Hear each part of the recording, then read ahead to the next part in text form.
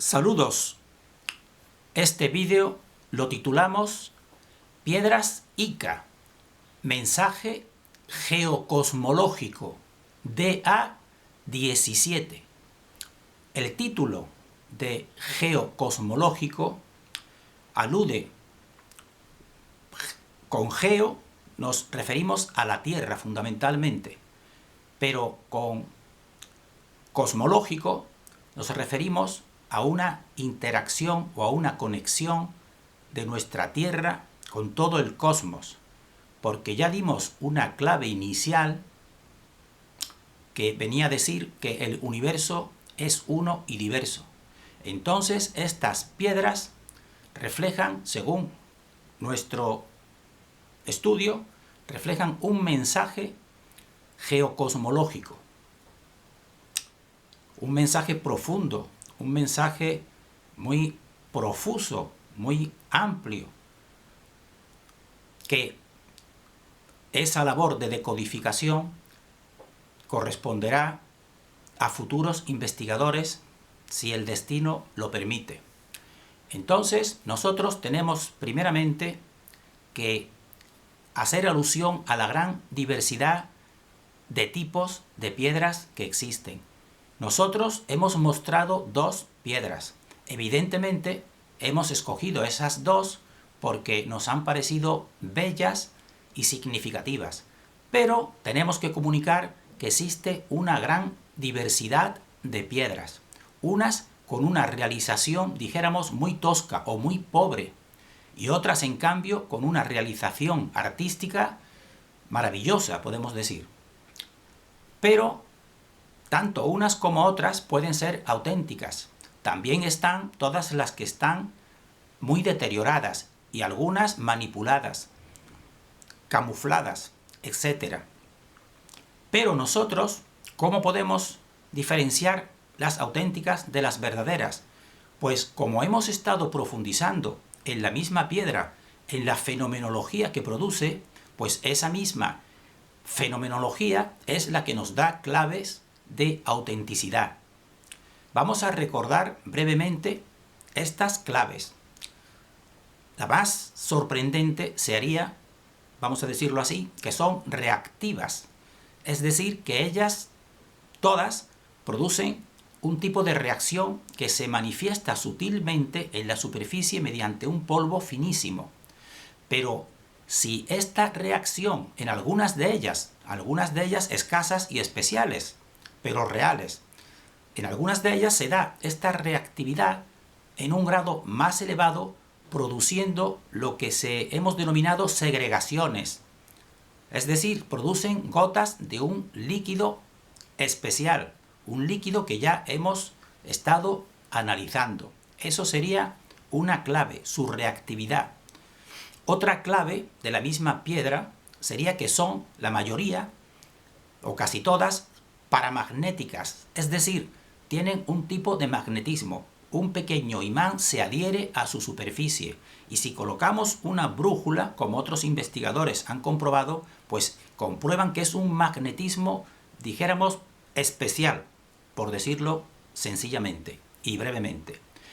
Otra tercera clave es la realización concreta de muchas de ellas en su, dijéramos, grabado, de tal manera que se ha visto que muchas pues no producen reentradas, sino que se hacen de un solo trazo, lo cual es muy difícil, si no imposible, a no ser con tecnología, por supuesto.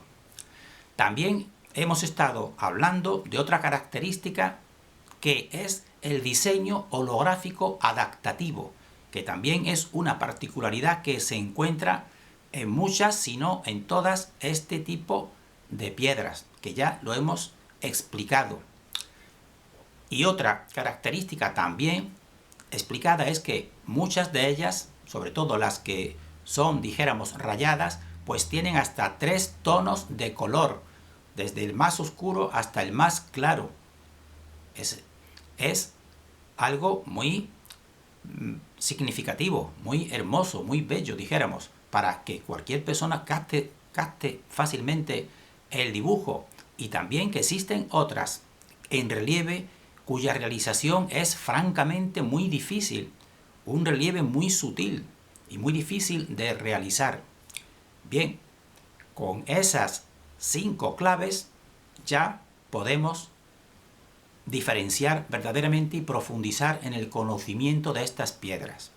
También tenemos que decir que hay también otras claves ya que no lo da la misma piedra, sino todo el entorno de autenticidad, como es por ejemplo el gran número, el que no existe, dijéramos, en ese poblado una infraestructura para poder realizarlas.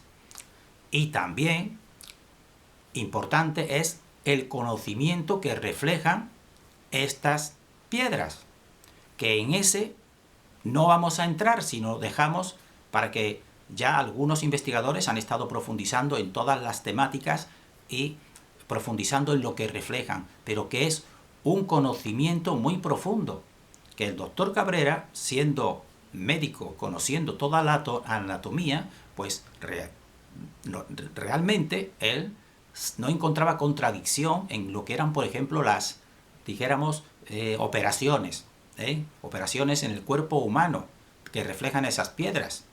Entonces, por eso digo que esto también es una prueba de autenticidad, el conocimiento profundo que expresan. A continuación vamos a centrarnos un poco simplemente en la simbología. Los símbolos y lo que pueden también, cómo pueden también interpretarse estas piedras. Así, por ejemplo, ya el doctor Cabrera, en su libro, pues expresó una síntesis de alguna parte, una pequeña parte de esta simbología. Entonces, aquí vemos el hombre glistolítico, aquí analizada sus diferentes partes que él ve. El principal símbolo que estamos de acuerdo es la vida. La vida está representada por una hoja. Y este otro símbolo, según el doctor Cabrera, sería el conjunto de hombres. Nosotros nos vamos a centrar en la hoja como símbolo de la vida. Y la vamos a ver reflejada en una piedra de relieve. Vamos brevemente a analizarla. Tenemos que decir que esta inteligencia, vamos a decirlo de esa forma, esta inteligencia de las piedras de Ica es muy didáctica. No existe, según nuestra opinión, mejor forma de representar la vida que una hoja, porque además, si tú la hoja la pones erguida hacia el sol, te está reflejando que algo está, dijéramos, con buen estado de vida o de salud. Si la pones en cambio truncada hacia abajo la hoja, pues ya te está dando el mensaje de que algo va mal en ese dijéramos, ser, por ejemplo. Entonces son muy didácticos, pero además en algunas de estas hojas de la vida te presentan una hoja triple, como vamos a ver en esta piedra. Una hoja triple pues te indicaría lo que nosotros desde un principio hemos puesto otras claves para la comprensión, dijéramos, de esta realidad, que es los 3 ejes, la hoja triple, 2 ejes expresados o 2 ejes manifiestos y uno invisible que actúa. Pues eso también te lo reflejan esta inteligencia en las hojas, una hoja triple. Vamos brevemente a ver esta piedra de relieve que ya hemos expresado y vemos que existe primeramente un ser, no sabemos si se apreciará bien, un ser, dijéramos, más activo, que sería este que está aquí. Si vemos sus manos, son garras, vemos sus manos que son garras y vemos también sus pies que también son garras. Entonces nos está diciendo, según nuestra opinión, que esta tipología realmente no es humana. Pues esta tipología no humana tiene en su poder o en sus garras, pues a otra tipología que es la secundaria que está aquí. Está como o dormido o no sabemos cuál puede ser su estado.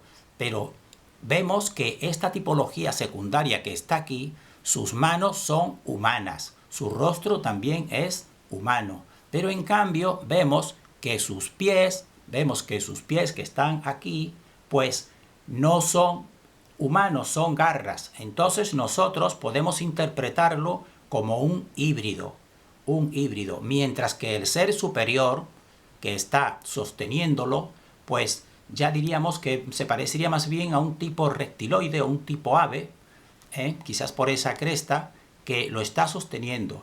Ese tipo reptiloide o ave, pues está emitiendo por su garganta, o sea, la garganta, la laringe creadora, en el sonido, pues está emitiendo una serie de ondas. Si vemos las ondas, se proyectan en la hoja triple que hemos dicho, la hoja de los 3 ejes que está aquí maravillosamente bien expresada. Entonces, para nosotros esto es muy significativo. No podemos entrar mucho ahora a hablar de ello. Vemos también que las manos, una de ellas de las manos, en lo que hemos visto los 2 polos de la piedra, que sería esta tapa, vemos que una está penetrando en la parte de la tapa. Entonces, si esta piedra en total la formamos en sus núcleos principales, la materialidad, serían 2 polos, la tapa y la piedra. Entonces parece que nos está dando a decir que de alguna forma este ser que es híbrido, vamos a decirle híbrido porque vemos que sus manos y sus rostros son humanos, mientras que sus pies pues son también tipo garra, como el otro ser que se ve dominante, dominando la situación y emitiendo una especie de vibración. Nosotros lo interpretamos así, una especie de vibración, que esa vibración que se va prolongando desde su boca, se está viendo, la prolongación se va prolongando desde su boca y termina en la hoja de la vida. Entonces podemos decir o interpretar que estaría insuflando vida a este ser, pero realmente en la misma hoja se está viendo que la parte central, lo que nosotros denominamos en este caso el eje invisible, pues ese es el definitivo. Entonces nosotros interpretamos y decimos, este ser en todo caso pues estaría manipulando la exterioridad, los ejes externos, dijéramos así, dijéramos a lo mejor óvulos y espermatozoides, pero la parte central, ahí donde está el tercer eje, es por donde realmente viene la vida. Entonces, nosotros, personalmente, lo calificamos en todo caso como un manipulador, pero la función principal es la del eje central, esa parte que hemos visto de la hoja mucho más grande, mucho más definitiva.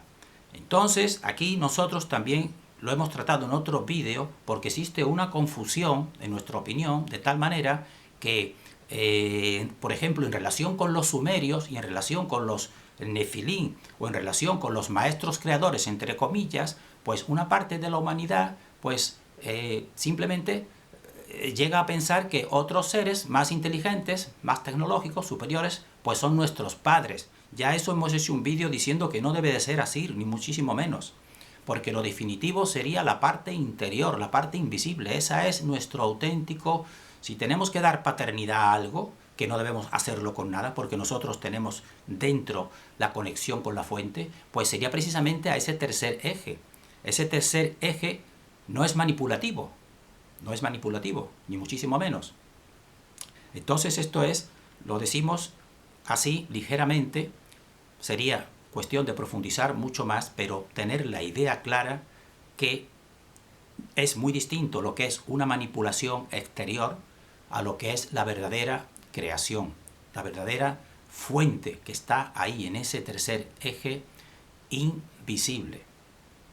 Entonces también estos maestros son muy didácticos, de tal manera que, por ejemplo, para eso, esto de lo que estamos hablando, de lo que es, por ejemplo, intervenir en un tipo de humanidad, como también en las tablillas y dijéramos en la tradición sumeria, pues se nos expresa, puede ser cierto, por supuesto que sí, intervención externa, pero ya estamos diciendo, y lo volvemos a repetir, que de ninguna manera hay que ofrecer adoración a esos interventores. Es más, nosotros podríamos ser, tenemos más posibilidad que ellos de, vamos a decirlo así entre comillas, de redimirnos a nosotros mismos e incluso de redimirlos a ellos, porque tenemos una conexión más directa con la fuente que ellos, porque si ellos han manipulado, ellos han cometido dijéramos así, un error, un fallo, por supuesto. Pero veamos lo didácticos que son. Esta otra piedra, fíjense claramente cómo te está hablando de que un ser o una humanidad superior coge e implanta o interviene o manipula en otra posible futura, vamos a decir así, humanidad inferior. Parecería que están plantando, es como si una persona planta algo en otro lugar. Entonces fijémonos que es como la hoja de la vida, pero se está viendo el ser, vamos a decir en este aspecto superior tecnológicamente, como coge y evidentemente lo va a plantar, igual que si nosotros plantamos un retoño o plantamos algo en una maceta. Miremoslo ahí, qué gráfico y qué expresivo es. Pero nosotros volvemos a recordar, una manipulación exterior nunca puede subsistir si no existe el tercer eje invisible emitiendo la energía. Entonces ese es nuestro auténtico origen. Y esto explicaría muchas más cosas de nuestra realidad intervenida. Pero en posteriores vídeos tendremos que seguir profundizando. Simplemente decir que la fuente es el verdadero origen y que si existen manipuladores o han existido o siguen existiendo, por supuesto, pues serían más secundarios a la fuente en relación con nosotros.